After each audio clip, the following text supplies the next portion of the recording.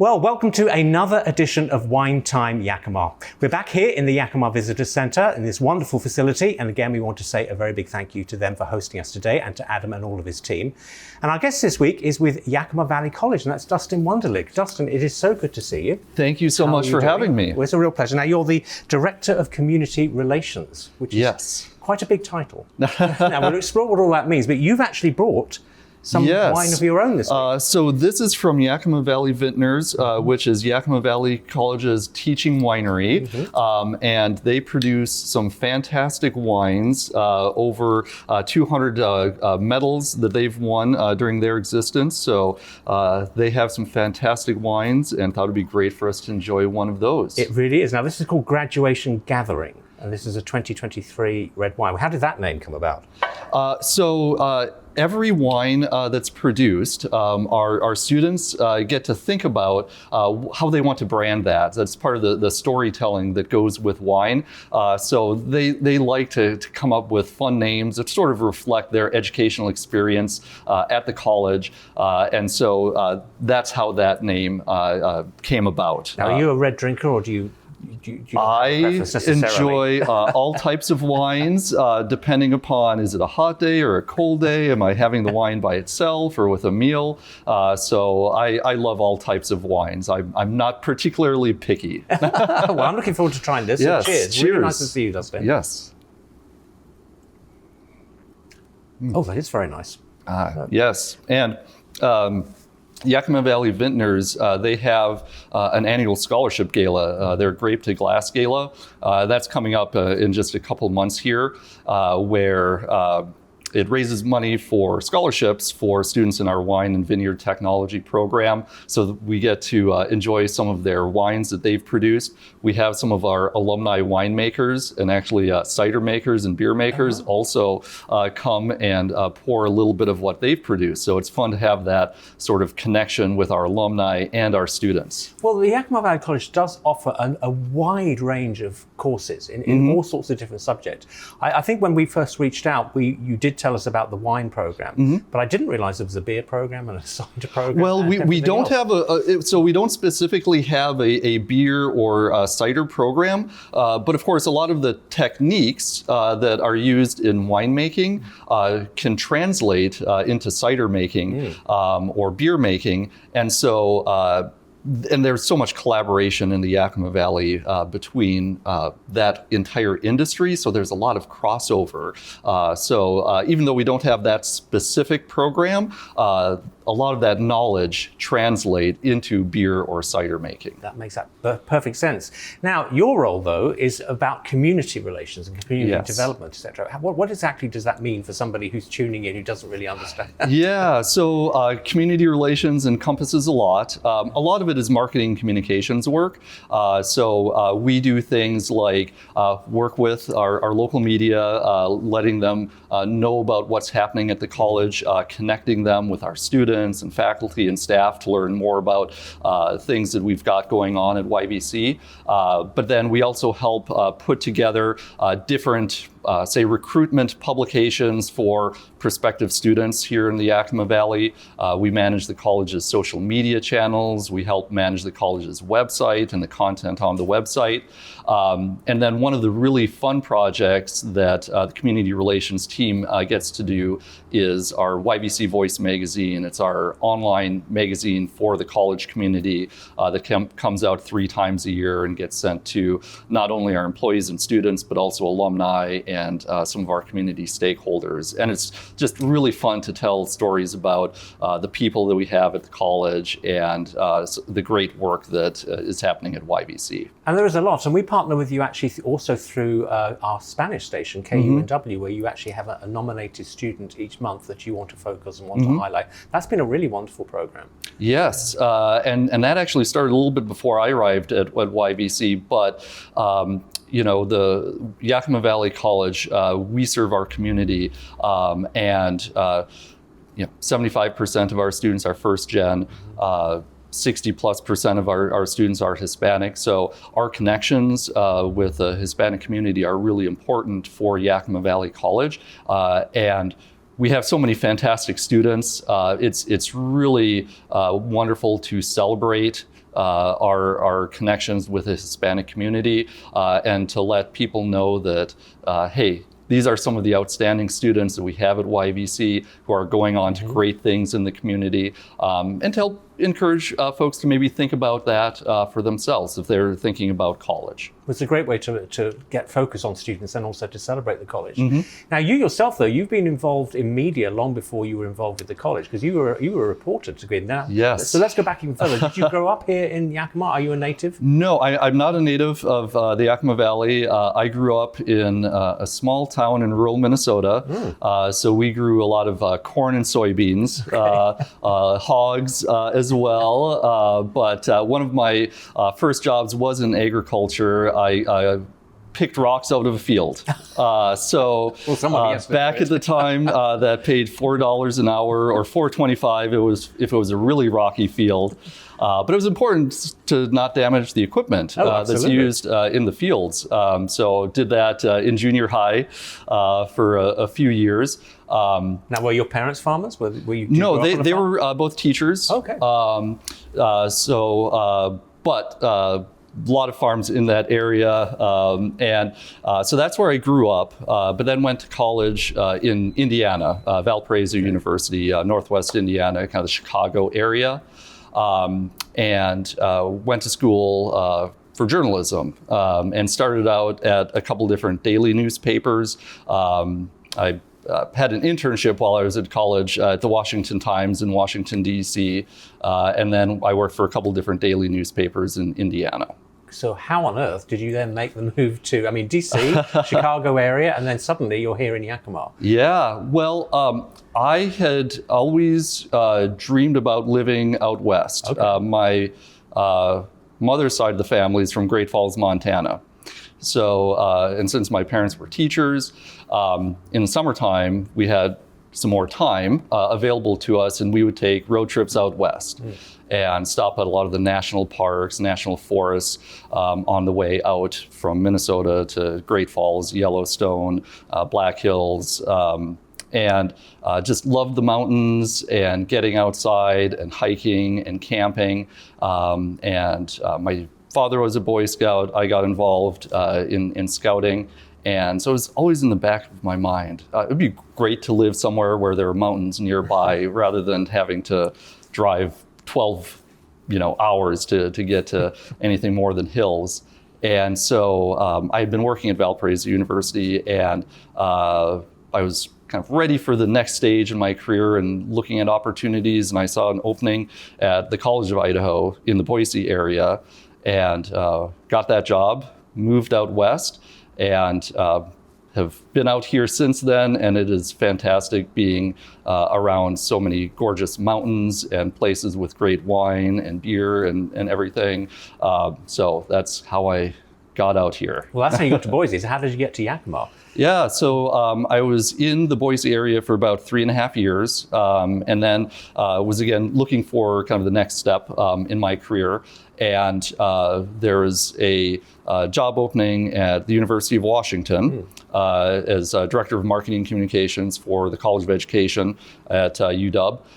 So I got that job and moved to the Seattle area and was there for several years. And then when the pandemic happened, was living in an apartment in Seattle, and working from home, and that was a summer too where there's really bad wildfires and smoke, and you're cramped up in an apartment and everything.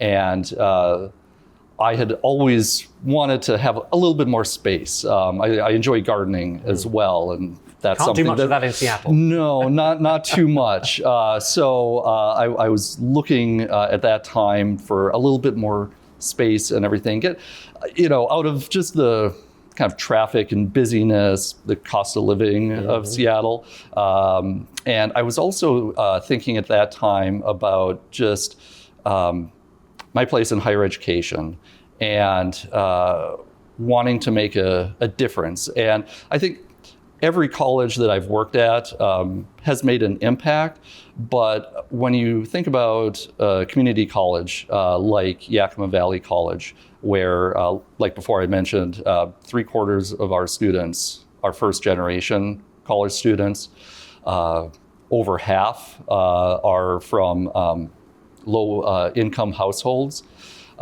If you are really wanting to really impact people, open up opportunity for them to move their lives forward, socioeconomic mobility, I think a place like Yakima Valley College is really doing that work, and is not quite so massive as a place like UW. So I felt Yakima Valley College was a place where I could just make a little bit more of an impact as an individual, not only at the institution, but in the lives of people in the community. Well, it is a very important part of Yakima life, I would say. I mean, it does a wonderful job in terms of what it does for the students, but also what it does for the community. And that's really your role, isn't it, in involving the community in what the college is actually doing? Yeah. It's amazing to me just being out in the community, talking to people and finding out their connections to YVC, whether as a student themselves or a family member who went to YVC. And you look at the types of academic programs that we offer. We offer academic programs to serve the community. So needs like, our wine industry needs people who are well prepared to go into that industry, or our healthcare professions like dental hygienists, nurses, radiological technicians, surgical technicians. So a lot of these are occupations where we need more people in this valley to serve the health or just economic advancement of the Yakima Valley, and YVC is helping do that by preparing people. Well, it's funny because last week, I don't know if you saw, we actually had Dr. Matt Ullman, who's our guest. He's from Yakima Urology, and I've met so many people in his team who are local, and they actually did go to Yakima Valley College. Yeah. It's the same at my dental clinic. A lot of them came through the same thing. So you're right, it's supporting the community and supporting industries there. Is that part of the college's ethos? Is that part of the goal, to encourage people to stay here in Yakima, and to train them for Yakima life? Yes. Or is it really, well, here's the tools, go forth? Yeah, we have workforce education programs, and so we have a mandate in our mission to support the Yakima Valley community and the workforce that the Yakima Valley needs. So that is a requirement and part of our mission to serve our community. And then also with our arts and sciences programs, we prepare a lot of folks who get their associate degree here and then transfer to a 4-year institution. But going to college, whether that's a place like UW and Washington State, and there's a lot of scholarship money there that oftentimes covers tuition, but living in those places, away from home, that's a big expense as well. So for students who can kind of complete their first couple of years while staying close to home, they don't have those sorts of living expenses, and then transfer on and then get their bachelor's degree. We've got a ton of students like that. We have a really strong STEM program, for example, that prepares a lot of students who do their first couple of years here and then transfer on to get a 4-year degree. But with our STEM program, we've been able to offer local community-based undergraduate research opportunities, which a lot of community colleges aren't able to offer that. But we have these outstanding STEM programs, and we've developed these community relationships where we can offer that to our students. And it really sets them ahead in their dreams and then being successful when they go on to a 4-year institution. And the STEM programs have been really, really successful. You just recently had a STEM workshop on a weekend. Yeah, very well attended. This past Saturday, we had our STEM day. That's something that our STEM programs have offered for several years here, and that's designed for middle school kind of age children, elementary and middle school age children, to really get them starting to think about science, to like envision themselves like, hey, I could be here on a college campus. Hey, I could get into STEM. And that's really powerful for especially young children to be able to envision themselves in that maybe occupation in the future. So it's fantastic to get hundreds of kids and their families out to the college and start that process. Now, in the 5 or 6 years that you've now been with the college, how do you see it's evolved? I mean, things have changed nationally all the time. Politically, things are always changing.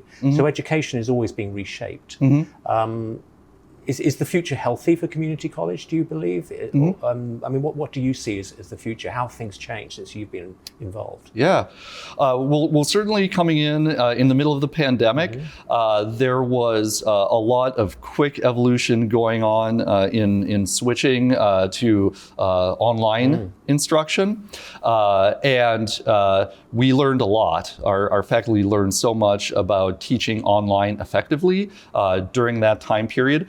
And then over time, as the environment changed, we were able to bring more things back in person. And there's a lot of instruction, certain types of instruction that doing hands-on, whether it's creating art in an art class or doing a science lab, that having that in-person experience is really important.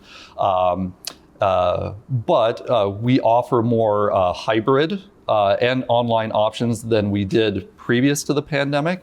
And one of the things that we found is that we do serve a very just geographically large service district. And so there are people who maybe down in Goldendale who, making a daily trip to the Grandview campus or Yakima campus, that might be challenging to do, but we have more online options available for them. So we have changed and offered some more online options or hybrid options to better serve the community.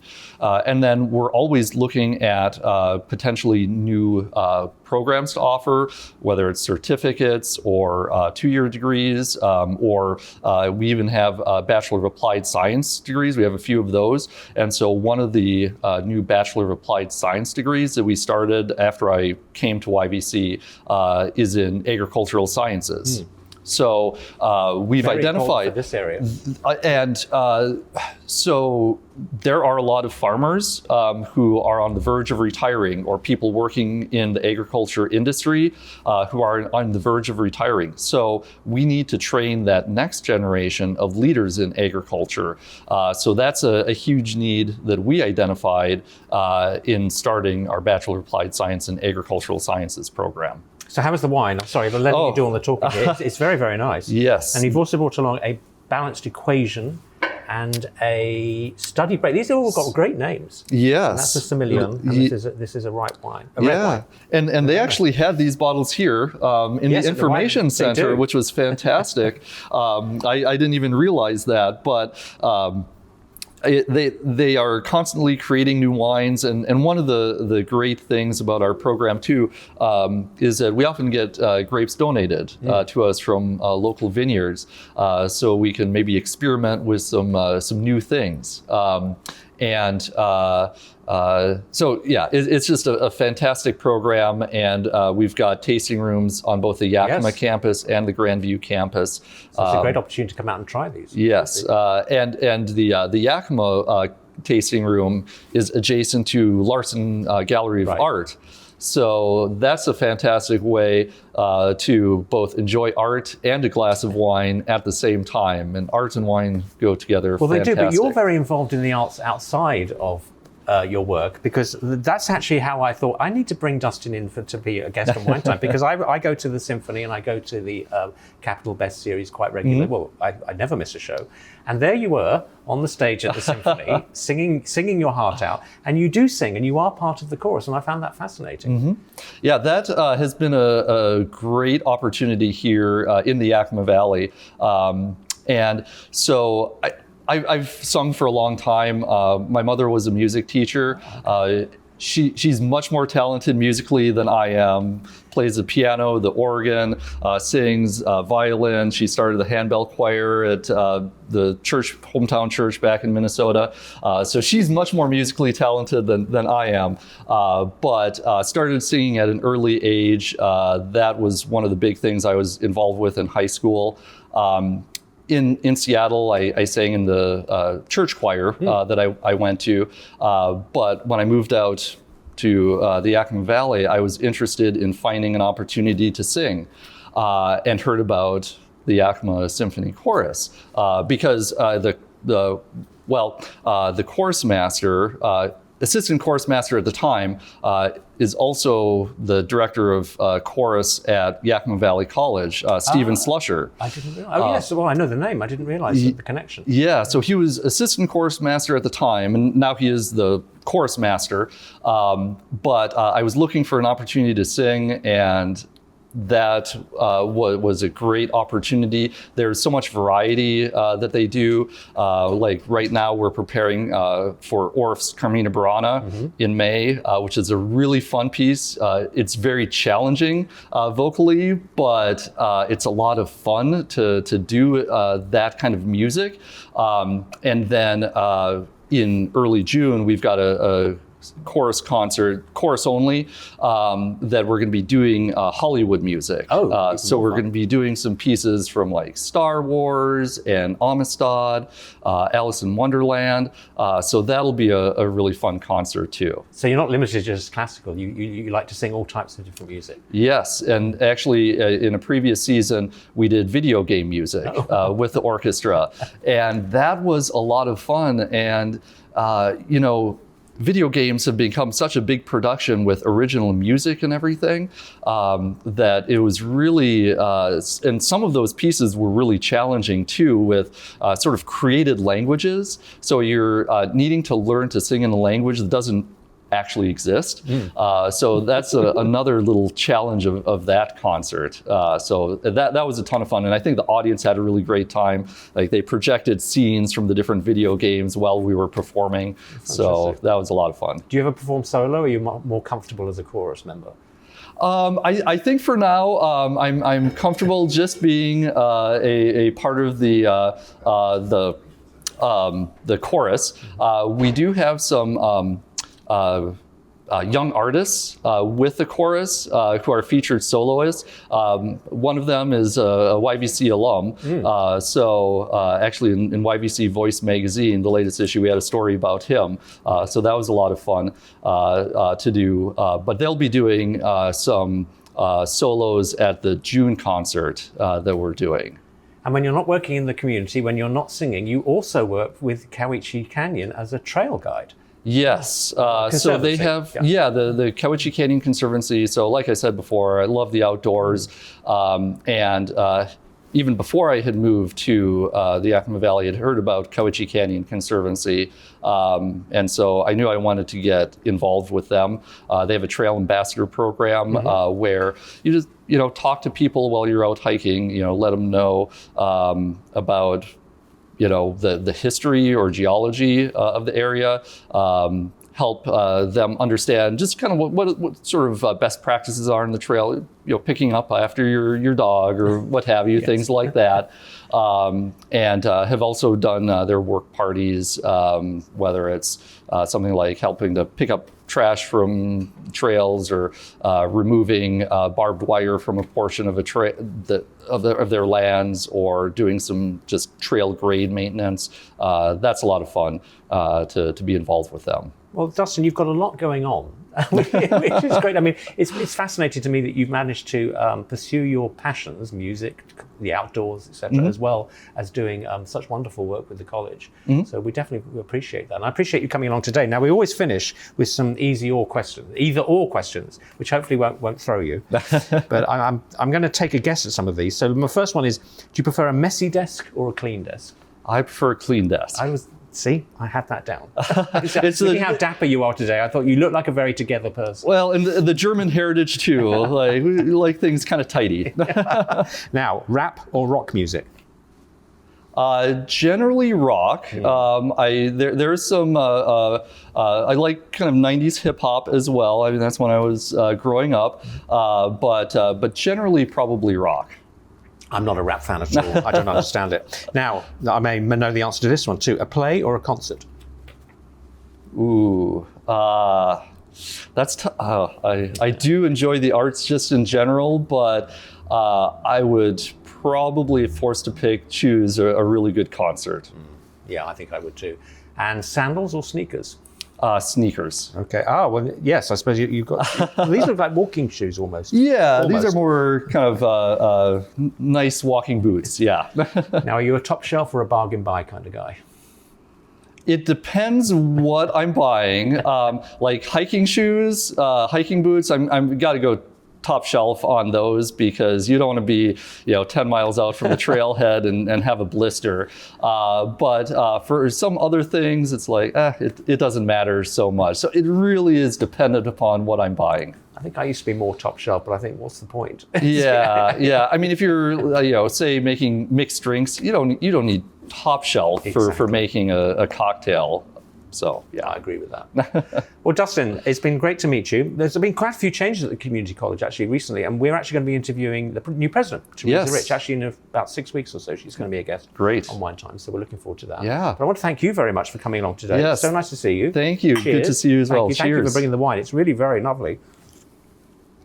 I'm looking forward to tasting some of the others. Yes. But we also want to say a very thank you to you for joining us for another edition of Wine Time Yakima. You can join us every Saturday night at 7 p.m. As I was saying, we've got some really great guests coming up in the next few weeks, including Teresa Rich in about 6 weeks or so. She's going to be a guest with us. I want to say a very big thank you to the Yakima Visitor Centre, as always, for hosting us. They're always so generous with their time and their facility. I want to say a big thank you to Adam. And we want to say a thank you to our producer, Maddie Madden, for putting the show together today. Join us again next Saturday night at 7 o'clock. Thank you, sir. Great. Pleasure.